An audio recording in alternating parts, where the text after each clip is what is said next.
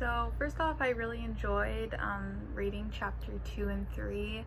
I liked how much it acknowledged the fear behind conflict and that that's a really real valid thing that people have to deal with. But I liked how it broke it down, especially in chapter 2, of ways that we can start dealing with that fear in a healthy way and try to overcome it so it can be more of a productive conflict and we can learn from it instead.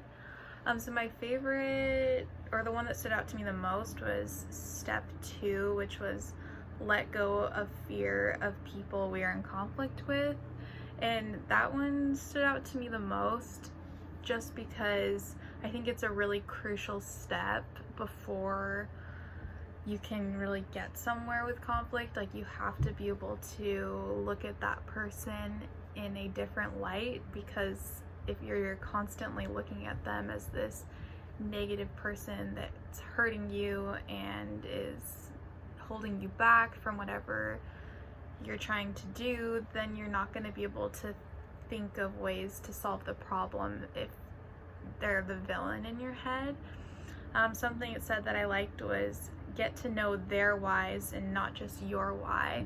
So instead of focusing on you and how everything is affecting you and being all self-absorbed, think about it from their perspective and how they are a person too, and they have their own feelings and their own conflicts, and that everything doesn't revolve around you. I think it's important to look at it from a full perspective in order to see the situation in a different light.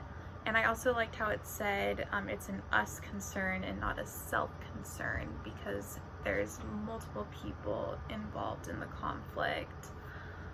This got me thinking about a time I've been in conflict, and typically I try to stay away from conflict. I just would prefer not to be in conflict with people just because it's scary and it's not fun to deal with it.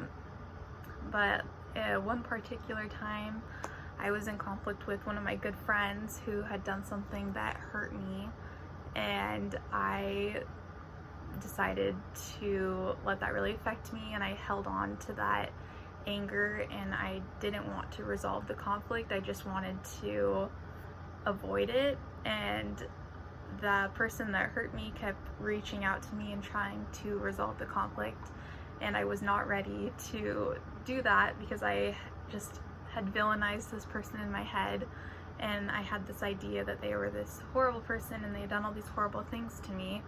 And it wasn't until I was able to let go of my fear of that person. I think it was just a fear that they would hurt me again, or a fear of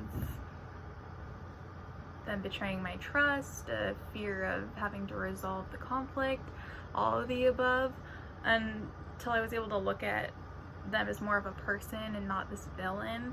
Then I was able to see that there was hurt on their end, and they were a person who was trying to do the right thing on their end, and then my way of thinking about it was softened, and I was able to think of it in a different light. And that's when the healing process was able to start, and I was able to look at it in a different sense than it's all about me and all about how that hurt me.